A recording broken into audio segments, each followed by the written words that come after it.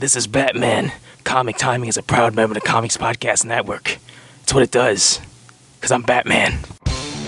Hey there, folks. My name's Ian Levinstein, and welcome to episode 33 of Comic Timing. This is indeed the New York Comic Con wrap-up, and we are here on day 3 of New York Comic Con. We have interviews from day 1 and day 2 that were conducted from a couple of your favorite creators, hopefully, and hopefully some guys that you haven't heard of before that you'll be interested in. And I am joined in person by Raph Zuhu, who is actually on his own microphone. So, Raph, what's going on, buddy? Oh, things are good. I'm incredibly tired, but this has been the most exhilarating 3 days of my life. That is certainly how I feel. I kind of know what you're talking about there, buddy. Oh, man, my feet hurt. Yeah, to say the least. Now, we've been here all 3 days here at Podcast Arena, and we've also been trolling the floors, getting a couple of things. What was your swag for the week, man? I have a lot of signatures from Ethan Van Sciver, Gail Simone, Talent Caldwell. I have a bunch of trades. I have a lot of just little things here and there that I picked up. But also I have to thank Juan Whitehall, who's not here. Yeah. He's not here. He's also not heel. Yeah, he's not heel. But he's not here, and he got me a lot of exclusive interviews for Geeks Unite with a bunch of artists, so I really have to thank him. Oh, that's awesome. Yeah, and actually expect to hear Whitehall on the show hopefully sometime in the next couple of weeks, because obviously he is a awesome dude in real life. He's a really funny guy, too, from what I found so far, so definitely want to have him on, and hey, anybody who helps Raph out is a good person, so it's all good there. How were the panels? I only managed to get to 2 panels, and that was Marvel The Initiative and DC Nation. The rest of the time it was just so busy I couldn't even get anywhere near the panel areas. Yeah. But I really enjoyed DC Nation, hands down the best panel I was to all 2 of them. The 2 of them, it was the best one. The Marvel one was okay. There wasn't as much energy though. DC Nation had a wonderful energy. The guy who asked the first question was terrific. He asked about if Superman was crying because Jimmy Olsen was dead, and or going to die. But I think I know that guy. I'm not sure though. Yeah, no, he's a friend of mine. He hosts a podcast, Geeks Unite. You guys really? Heard of him? Yeah, geeksunite.libsyn.com, right? Yes, exactly. Something like that. Yeah. Yeah. I don't know. I don't really like that podcast too much. Oh, really? Yeah, no, it's not really my thing. It's a little overrated, I think, personally. I think so. Yeah. But anyway, yeah, I got to go to plenty of panels myself. I ended up at the Cup of Joe panel, which I realized was kind of bit not what I was looking for. And I have a wrap-up, actually, that will probably be played on this episode that gets a little more in-depth on that. Also ended up at the Marvel panel with you and the DC panel. I got to make it to a lot of panels myself. I ended up at the Cup of Joe panel, which was a bit less than I was hoping for. Just a whole bunch of fanboys asking questions, really. I was hoping for more from Quesada himself, but he didn't really reveal much in that whole thing. We have a wrap-up of the Civil War panel that we're going to be playing on the show. Also, I have my opinions in further depth on the Cup of Joe panel and the other panels I've been to. Also ended up at the Prize or No Prize. Really? How'd it go? That went great, except for the fact that I lost. Oh, that sucks. I got asked a question, what was the next verse in the Fantastic Four 90s theme song? Then they asked me what was the next verse in the Hulk 60s theme song's next verse was. I had no idea. I was screwed. I mean, I was not even close to being born yet when that thing was out, so not my cup of tea there. But I ended up with plenty of great sketches. Dave Wachter actually drew me a beautiful Raven sketch. Very nice. Which is terrific. Yeah, I saw it. It was very nice. I got a Freddie E. Williams sketch of Robin, which was actually absolutely terrific. Freddie's a great guy. He's going to be on the show later next week with Raph and Sean for a full con wrap-up. And also might have that Steve Bryan interview coming up eventually, as he'll hopefully make my way over to the booth so we can figure something out. So it's been a very eventful con for me, and I picked up some great stuff. Yeah, that's great. Yeah, I got myself Robin Year 1. Cool. And I got myself Batman Year 3, and also Iron Man 2020. Oh. Which is actually the Aaron Stark story about the evil Iron Man of the future. Oh, yeah, I remember that. Yeah. And I've always wanted to pick it up. It's a Simonson written book, and it looks like it's going to be incredible stuff, so hopefully it is as good as I want it to be. And, yeah, I mean, it's been a great con for me, great experience. What was your favorite moment of the con? My favorite moment of the con has to be I guess as a general theme, just finally meeting everybody at all the podcasters. Yeah. You know, all the CGS forumites. It's been great because I missed on CGS 300, and Oh, 300. I missed out on CGS 200. I'm not missing out on CGS 300. No, you're not going to miss 300. I'm going to drag your ass there, man. Yeah, exactly. 200, I didn't listen to CGS at that point, so I picked up right after then, and all the stories I heard from Ian and everybody else, this has been really rewarding for me. Yeah, me specifically as well. I mean, I love being able to meet these guys and hopefully spread the word on the podcast a little bit because, I started here with about 250 business cards, and I've got about maybe like 50 left. Oh, very good. So very good. hopefully things turned out nearly as well as I hope it does, and hopefully guys will be listening to this episode who found out about us here at New York Comic Con. But it's not even just about that. It's the fact that we got to hang out with people that we already knew online on the forums that we hadn't met before in real life. It's the fact that we actually got to hang out with our fellow podcasters. It was a wonderful experience that I would love to have again in 2008 when it's here in April next year. Not February, but April. Warm weather. Exactly. I'm waiting for the warm weather. Much warmer weather in New York. Everybody who lives in New York knows how annoying it can be getting through that crap-ass weather they have here during the winter. So, oh, yeah. Not nearly as bad as some other places, but oh my God. The wind on Friday night. Howling winds. It was dreadful. Absolutely dreadful getting through that. But we made our way there. We had a nice dinner on Friday night at a diner, and we then had a nice meetup as well on Saturday night. Get to spend plenty of time with Sean and Jim. And that was terrific. Oh, that was great. Hey, we recorded episode 1. That was so funny. Tweet. And you'll hear that actually on the episode that Sean's going to be on. But, oh, man. And in general, also, I have more time to spend with this guy over here. Yeah, it's been great, Ian. I've spent a lot of time at your table, at Sean's table. It's been absolutely terrific getting to meet all these guys. He's lying. Oh, come on. Give me my shirt, Jim. I don't want him to sign it. Now, see, Sean is actually... Yeah, he's already defaced it. Sean is actually a habitual liar, just to let you guys know. So on a regular basis, oh my God, yeah. We've got ourselves the Raging Bullets comic book reviews and whatnot shirt autographed by Sean and Jim here for Rap. And it's great. Oh man, it looks like it's great stuff. But let's get some final words here from Sean before we wrap it up here. Sean, how was the con, man? The con was absolutely incredible. I want to thank both of you. You guys really helped us out of a jam. For those of you who don't know, we got stuck basically in Atlanta when we were supposed to be here. Ian and Raph really jumped in for us. They went to the DC Nation, ordered some stuff for us, and we really appreciate both of your help. You got us out of a major jam. Our whole plan here was to bring the DC news to our listeners, and thank you both for really helping us out. So. Not a problem, Sean. Anytime. Well, we're definitely glad to help you on that. And Jim, also thanks for you being here, and thanks for hanging out with us. It was great times, man. Dude, man, you are my ambassador of Quan.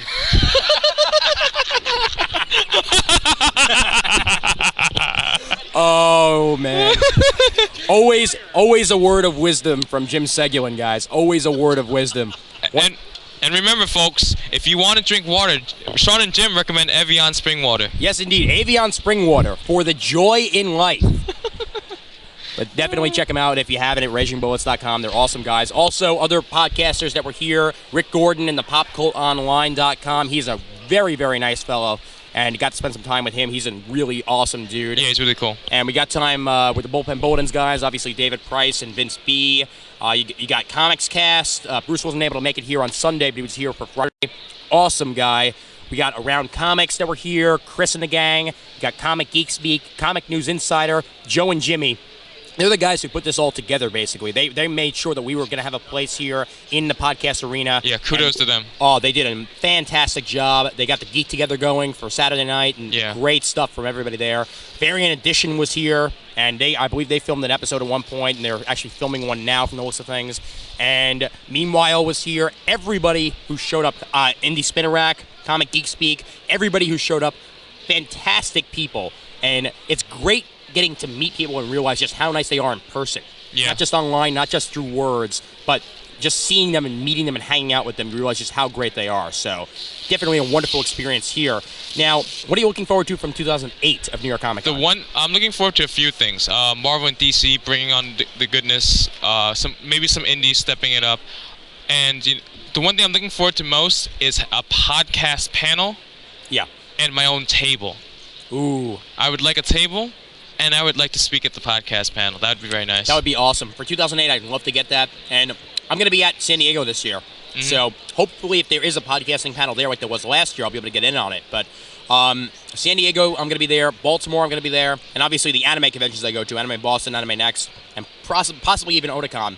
2008 looks like it's going to be nice and bright as well. So Even better. I hope it's even better. no problem. That'd be terrific. No problems with that, definitely. So what we're going to have for you after we wrap up here are the interviews that were conducted with everybody. And also, Raph and I have a wrap-up of the Civil War panel that we did. And there's also my wrap-up of some of the panels from day 2. So that's what's going on here. And I hope you guys enjoy it. So this is probably going to be the last you hear from me unless I decide to do it actually from my own room for a quick more wrap-up. That small room. Exactly, the small-ass room. Now that he's seen it, he knows that I am not lying about that. So, Yes. my God. If you have extra room, if you have extra closet, please give it to Ian. An extra closet, man. I live in a closet in the first place. So a walk-in closet would be a step up for me. Yeah, I know. Seriously. Oh, it's beautiful. But, yeah, so yet again here, New York Comic Con 2007. Absolutely terrific time for everybody involved. So thank you for everybody who actually got to meet us here, and thank you for making this possible by listening in week after week. We enjoy the participation on the forums, so keep that up, and we enjoy you sticking with us through more than 30 episodes as I lose my voice. But Yeah, I know what you mean. from 2007's New York Comic Con, I'm Ian Levinstein, And I'm Raph. signing off, and enjoy the interviews, guys. Very nice.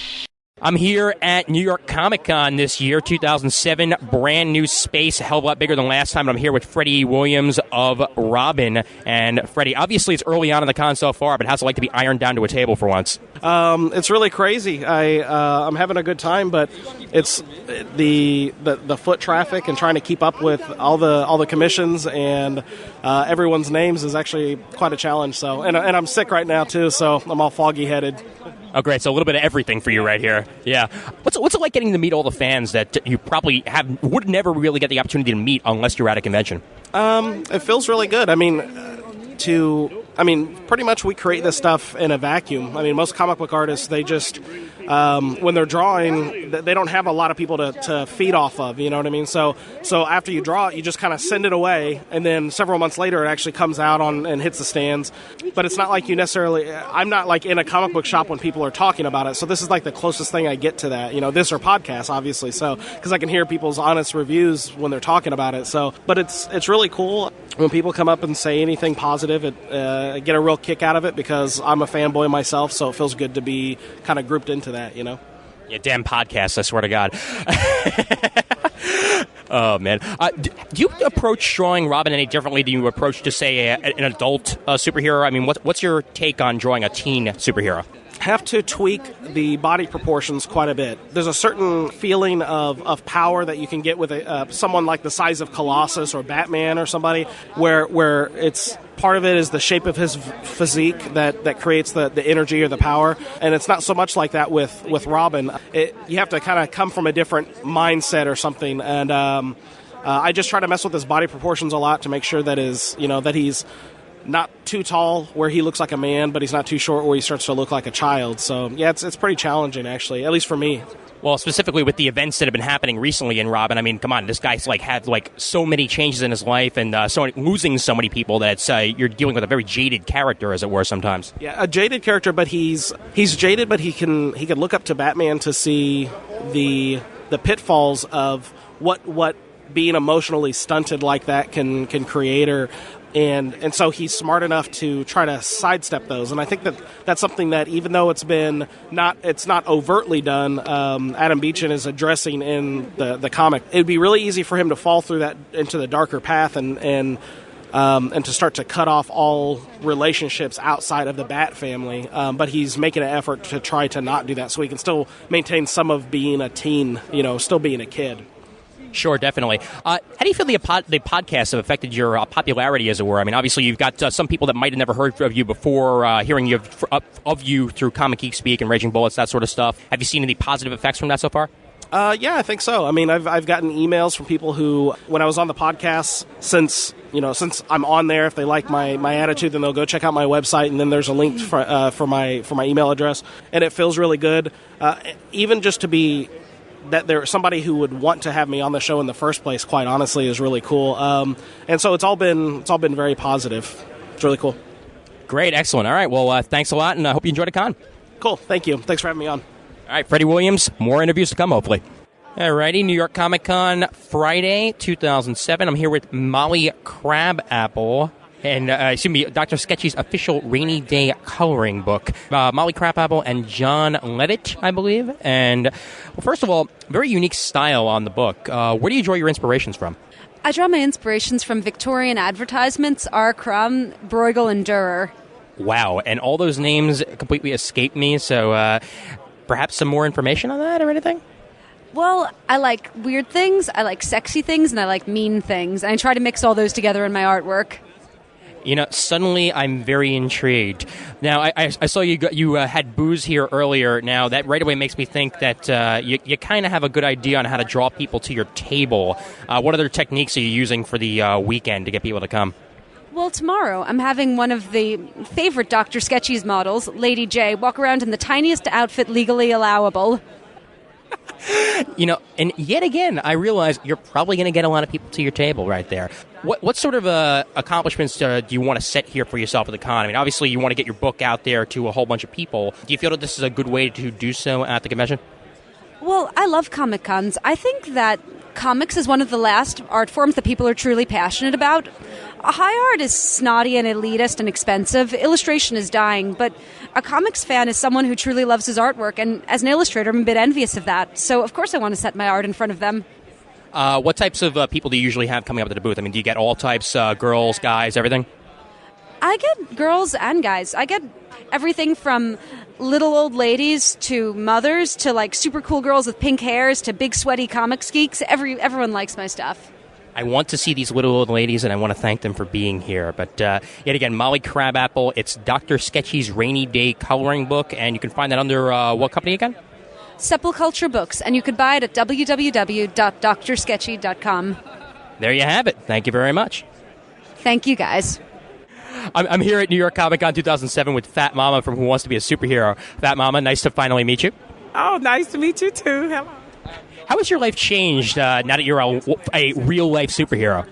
Well, it's really exciting because when I go places, people holler out, "Hey, Fat Mama, can you sing the Fat Mama song?" And then I've been to a lot of different conventions like here, and I'm going to a couple of more and invited to different parties and stuff. So it's been really nice and exciting. The kids love it. Do you get people of all ages coming up to you, or is it just mostly kids? Oh, I get people of all ages, kids, adults. The parents really like it for the message to teach people to accept themselves, and people who feel like they're different, they love it. So I really targeted all age groups. Okay, well, thank you very much. Oh, you're welcome, and keep it real. That's Fat Mama. I'm here at New York Comic Con with Feedback from Who Wants to Be a Superhero. Feedback, nice to finally meet you. Thanks so much for having me here. So, same question I asked Fat Mama. What's life like now that you're a real-life superhero? Well, I have to deal with my wife a lot more now that I'm out of the lair. And, she makes sure to ride me in doing all of my chores and my husbandly duties. So life's a little bit back to normal. How's the filming of the movie been going? The filming of the movie is completed, and actually it's in post-production, and you'll be able to see it on the Sci-Fi Channel later on this year in 2007. Terrific. And the production of the comic? The comic is supposedly going to be released on July 4th of this year, and that may coincide with the airing of Season 2, so be sure to stay tuned for that and enjoy Season 2 and all the new heroes. Do you still follow comics at all today? I do, as often as I can. My schedule keeps me pretty busy. I'm a software engineer, so there's a lot of work involved. But my friend Nitro G always helps me out with which comics I should be reading, and Civil War is one that he's definitely recommended that I check out. I'm glad you were enjoying it, because I enjoy it as well, so similar taste. Yeah, absolutely. Although Spider-Man revealing his secret identity is something that it was a tough choice, but I understand that kind of issue, and his ability to deal with it is one thing that, again, makes him a hero that I look up to. I'm sure Stan might have had some issues with that, but who knows? I don't think Stan was aware of it, but, when it happened, then I think he was surprised as well. Okay. Well, thank you very much. Feedback from Who Wants to Be a Superhero. Movie coming soon. Thanks. All right. Thanks so much. And everybody, believe in yourself, and you'll go farther than you ever imagined. I am the Fairy of Bad Comics Past, coming to you live from the Civil War Initiative panel, where we're going to talk about Speedball putting spikes in his no-nos. Penance. Well, we just got back from the Civil War, the Initiative panel, or whatever the hell they're calling it, and I actually am talking to Raph in person as opposed to through Skype, so you can hear his voice unskypified. Woo! Yeah, don't you like it? It sounds exactly the same as it always does, Raph. I'm sorry. Well, the listeners haven't heard it this way, so, whatever, anyway. What's new and exciting out of Civil War? Well, we have the Civil War Initiative written by Dan Slott. We have a bunch of stuff going on with a bunch of other characters that probably will lead nowhere because World War Hulk's in a few months. Yeah, but this might all be leading up to World War Hulk, so we don't really know what's going on with that. Yeah, they haven't really discussed anything decisively. We've got stuff going on with the Thunderbolts, Mighty Avengers, New Avengers. The both Avenger teams are going to fight each other. There's also going to be some Iron Man stuff going on. Miss Marvel is supposed to have some interesting events going on with her where she faces Julia Carpenter, and, they have that whole dynamic going. It's actually not Julia Carpenter, it's Spider-Woman. Yeah, it's Spider-Woman. And also, there's She-Hulk World Without a Hulk, which Dan Slott says will directly tie into Hulk 106. Well, Dan Slott says a lot of things will directly tie into a lot of things, but that's just Dan Slott for you. And big announcement, Barry Kitson has gone Marvel. That is the exclusive coming out of the panel. He will actually be doing the Champions, which is a surprising move. I guess it just means yet another team to be placed somewhere, I guess. Yeah, also, the Return of Thor is July 2007 with Straczynski and Coipel. Oliver Coipel. It's like Certainly. So obviously we don't know what this is really going to do to Kitson here with the Legion, because obviously that's what he was doing with DC. It looks like Mark Waid needs a new artist. Yeah, I'm hoping Waid and I'm pretty sure. Well, DC's been on the ball for the past two or 3 years, so they probably have someone that's going to replace Kitson eventually. I mean, you look at how they're working on Teen Titans. Jeff Johns already announced his departure, and they've already got Beechin replacing him on that book. So they're on the ball, and hopefully they'll have a good artist replace Kitson, because he was very good on Legion. I'm a big fan of his work. Definitely, without a doubt. And I mean, his art is fantastic. I am curious to see how it's going to do with Marvel characters, because we've mostly only seen him with DC characters. So certainly a new and interesting take for Kitson to have on plenty of characters he really hasn't had a chance to do before. Any other news coming out of that I'm forgetting off the top of my head? Nova #1. I'm looking forward to that, especially after Annihilation. Annihilation was a great series. It really showed off Nova, and now we finally get to see Nova as he really should be, a kick-ass space hero. Well, one more question for you. How does it feel to be the only official member of Raging Bullets at this convention on a Friday? Well, it's not too bad. Gotta say, I miss Sean and Jim. They should be here as their official columnist / fiction writer / person with the highest post on their forum.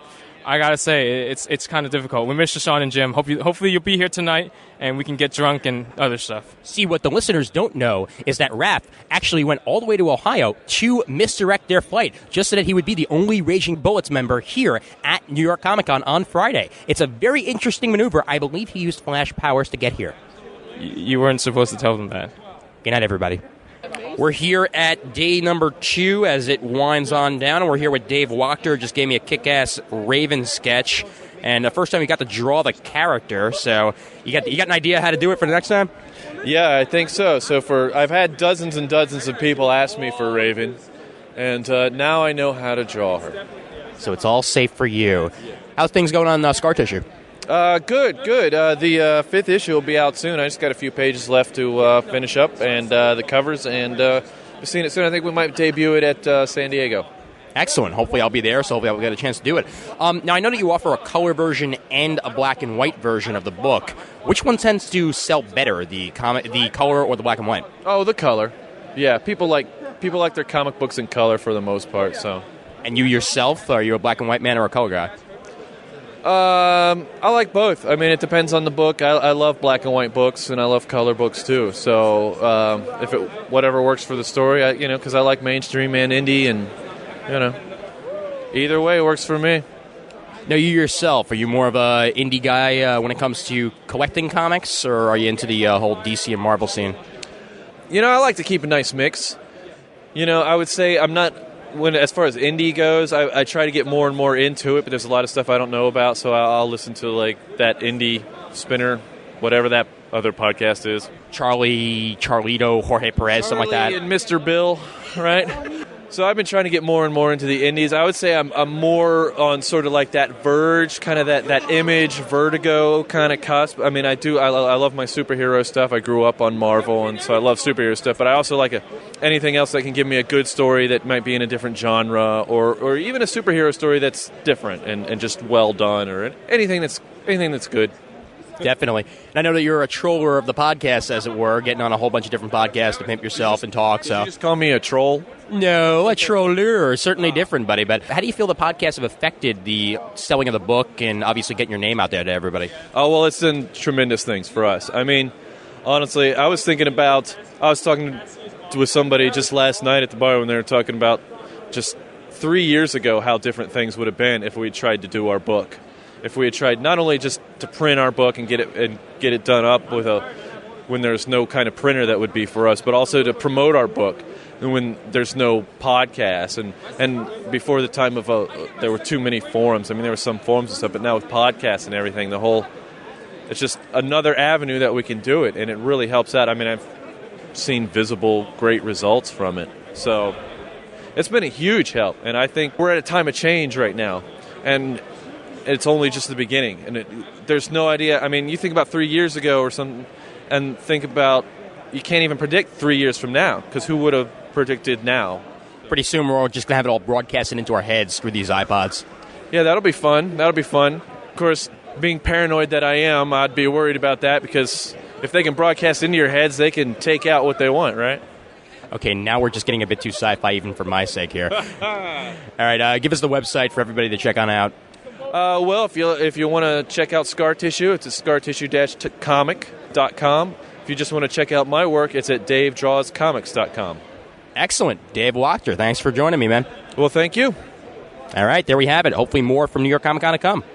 All right, one more interview for you guys here at New York Comic Con Day 2, and I'm here with a guy that pretty much anybody who listens to Comic Geek Speak has probably heard at least once, because he's on sometimes as much as the geeks are. Uncle Sal, what's going on, man? Good, man. How you doing?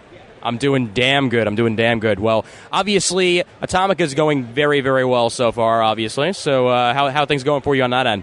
Good. So far, so good. It's a labor of love. It's expensive, and I'm putting it out myself, and it's not for everybody, and it's about a bald Russian guy who's naked. So, it is what it is. But I'm happy doing it.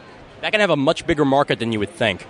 I'm trying. I'm doing as much grassroots stuff as I can, but it's also it's hard with a small press book. Brand loyalty with comics is like cigarettes. It's tough. I'm sure being here at a con at the Alex Ross booth has certainly helped you out a little bit. A little bit, but I don't like to pimp them too much. I'm here. I mean, I like to eat 3 times a day, so this is why I'm here. And if I had to eat off Atomica, I'd be a lot skinnier. So I'm just here for Alex this trip, and next time out, I'll be here just for Atomica. How have the cons in general helped you out with Atomica when you're here for Atomica? No, it's good. I mean, you gotta. There's no substitute for face-to-face. Grassroots kind of stuff where you meet the fans, and people tend to want to put a face to a book when you're meeting fans face-to-face versus it being on a comic shelf. You gotta hope that the retailers will give it a push that they're not always willing to do, because indie books, as we know, don't sell as well as the mainstream stuff. Definitely, but at least you're selling some of them, and that's what's important. You do what you can. I mean, you got to try to. I really think you got to fight for every sale, and I think again, you got to meet people at shows. You got to get out there, do the sketches, get online, do the chat rooms, and all. And the podcasts, and talking to you guys. About podcasts, how do you feel they've affected the sales? Obviously, it's a great way to get your name out there. So it's been great. It's been tremendous. I've done shows from Seattle to New York, to Toronto. Where, when I started doing the podcast, I just thought it was just me running my mouth. And then I get people coming up to me, telling me their stories about shitting their pants. And then I know that somebody's listening. So, I just hope I don't offend anybody. I don't think you are. But anyway, you want to give the website for everybody out there? MercuryComics.com. All right. Thank you very much. Uncle Sal here. Thank you, guys. Thanks a lot. I really appreciate it. All right. There you have it, Uncle Sal. And let's segue into a quick wrap-up of Day 2. Here with Juan, who you haven't actually heard on this show yet, so let's get his ass on here. Let's give your name on the forums to everybody out there, buddy.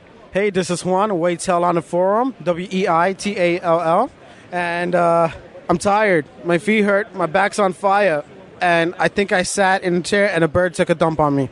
Now, you said fire as if you were Christopher Walken. How has he inspired you over the past? I don't know exactly what's going on here, but I don't care. I'll still punch you in the face. You know, probably a better impersonation than Brent would do, so I think we're automatically set on that. What's your take on day 2? Obviously, it's a lot more crowded than day 1 was, but what'd you hit up today? Well, I initially hit up a lot of indie publishers because I wanted to get a different take than the big 2. Everyone knows what the big 2 is doing, so we got to give indie some viable time. And just seeing what they have to offer, and it's very diverse, and it's not just superheroes, and even if it is superheroes, it's something interesting to look at that maybe Marvel and DC don't have yet. What was the thing that struck your eye the most? There's a Power Girl walking around, and she is freaking hot. Okay, other than that, let's talk about comics here, not about boobs. Well, it's just seeing the community of podcasting all together, which has shaped the face of comics to have more fan interaction, more fan say, especially with the resurrection of Manhunter. Without a doubt, and we're all happy to see that back in action, and obviously I will continue to pick it up, and I picked up about 14 issues of it here, so I think I'm at least doing some part, and hopefully everybody else is too. Well, Bob Wayne said the trade sales and the single issue sales of back issues are what's saving it. So we do have a voice, and if everyone does their part, we can get anything that we want. And right next to me, I have one of our new friends, Denise from Birds of Geek. Well, not too new to me, but from others, and she's been on Comic Timing before, and she's shy with the microphone in front of her, even though she shouldn't be since she podcasts. Denise, how you been enjoying yourself today? Oh, I'm having a great time, and it's very different when, I'm recorded at home versus, talking to you, with a mic in my face, so. Okay, you've met me before, we've chatted, we've shared some drinks, we've had a good time, and this is different to you just because there's a microphone between us. I'm sorry, I am offended. Don't be. And also, it's been a really long day. It's my second day at the con. I don't know if I could, stand. If I'm going to survive the third day. We'll see. What's been your favorite moment so far? Just, I don't have one favorite moment. It's, this being my first con, so I'm just trying to absorb the whole experience in. All right, thanks for the words. I'll let you off the hook here and get Raph on here. Raph, obviously from Geeks Unite. You know him. I know him, sadly. Raph, how's day 2 been treating you? What, 2 days is too much for you? Oh, come on, man. I've known you a lot longer than that so far. But nevertheless, how was day 2? Day 2 has been incredible. I have gotten so many signatures, sketches, commissions, prints. Tired. Falling apart. You got tires from people here? Yes. I've got Ethan Van Sciver's tires. He can't get home now. I took them from him. He is supposed to do a comic with me. Damn it, Van Sciver, you're gonna do one with me. I highly doubt that. I'm sorry, sir. I don't believe what you're telling me. Yeah. Well, I'm sure that he, among the other many artists and writers here, will soon serve me their restraining orders. I think there's someone actually coming, so I'll see you guys later. All right, there you have it. Day 2 here at New York Comic Con. Let me give you some of my take on it. I actually hit up the Venture Brothers column the first time around, and, well, the Venture Brothers column was a lot better than I thought it was going to be, but at the same time, people need to learn to not ask questions that they know they're not going to get answers to. Same thing happened at the Cup of Joe panel. They asked things like what's going to happen in Season 3, like what's going to happen with cliffhangers, and they don't really get any answers, just like they ask, hey, what's happening in the next year for Marvel Comics, and don't get any answers. Dudes, get it through your skull. They can't reveal anything more than they're revealing. But there was some good times to be had here. I got myself a commission from Dave Wachter. He drew me a beautiful Raven sketch from the Teen Titans. And I have been patrolling here. I got myself more back issues, one Teen Titans issue so that Dave Wachter could draw Raven.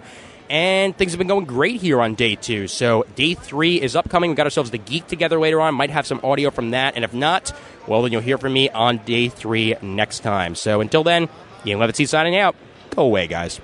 For 2007, New York Comic Con worked out awesome for us. This is, so far, my crowning achievement of 2007. Being here, hanging out with everybody, having a great time, and I couldn't ask for more, really. Yeah. So, thanks to everybody involved with New York Comic Con, Phoenix for setting us up and getting us more than enough stuff to help us out. These press passes helped me out greatly, saved my wallet some money so I'll be able to buy some stuff, yeehaw.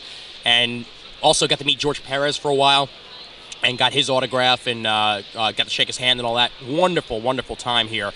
And one final thought here, Brent, you're in our minds. Yes, definitely. You're definitely in our minds. So, Once again, the email address for Comic Timing is comictiming@gmail.com. Don't forget to check out those forums over at cgspodcast.com/forum. Graciously hosted by the Comic Geek Speak guys. We're a proud member of the Comics Podcast Network over at comicspodcast.com. And Raph can finish us up since he's lip-syncing it. I'm practicing. I'm getting ready to do a Geek Shoe Night. Exactly. Dig us on dig.com and send us your iTunes reviews on iTunes. Greatly appreciated. And that's all here for 2007's New York Comic Con. And enjoy the full wrap-up later on this week with Raph, Sean, and Freddie E. Williams. We'll be drunk. Exactly. Oh, no, we will not. You almost made me say exactly tonight, man. That's terrific. And as always, there's always time for comics. Why can't Hawkman? How did he talk to the animals? He talked to them using either one regular talking to telepathy. He didn't go when he was talking to the freaking dolphins. He talked to them and they understood him and vice versa. You don't do twiddly deedly dee, tweet tweet, or whatever way you want to say it if you're this big, powerful thing that likes to bash people's head in with the damn mace. So you're okay with people talking to fish? If they talk normally to the fish, yes. Or even maybe do the little squiggly lines around the word so it shows that it's a different type of communication. I don't want to see it's the method that with the communication was done. What comics have you read with people with squiggly lines around talking to fish? The Aquaman stuff. They did that with the that one Aquaman we read. I can't think of which one it was. Yeah. First time in time. They showed his squiggly lines, and then when the animals were, the fish and the sharks were talking to him, they also did the same thing. Well, maybe we're not privy to the conversation.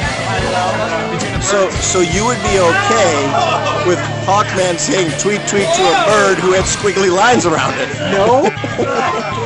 No tweet at all. He could have said, "Hey, buddy." Hold on, I gotta ask this then. What about Tweedly Deedly Dee? How about? That's another no. And this is not even one full beer into the night, folks.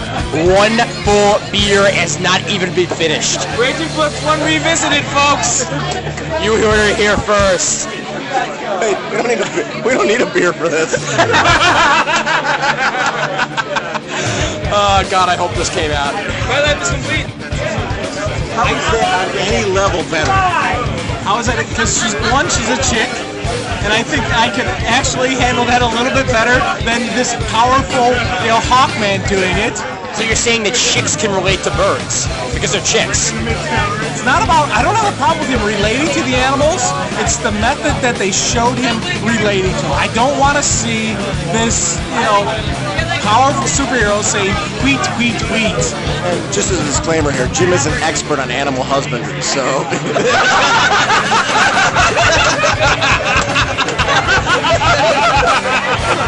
Oh, man.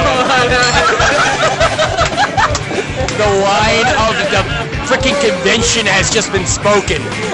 Oh, my God. Wow. I didn't know you took those courses in college, man. This is where, oh my God, Raging Floods at its best. Oh. There's no comeback to that. I'm done. Jim, expert at animal husbandry, sensei of the whatnot Segulin. Okay, I know what that name is.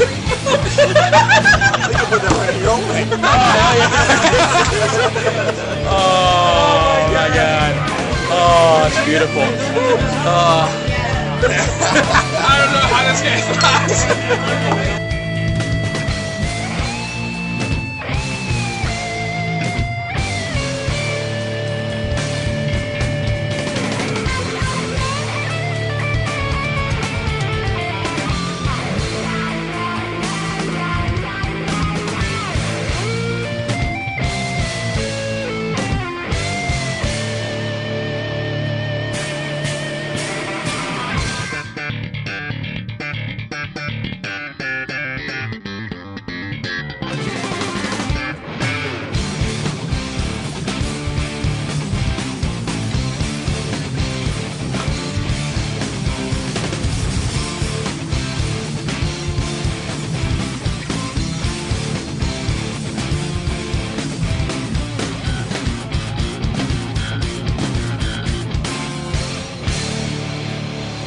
Penance. Penance.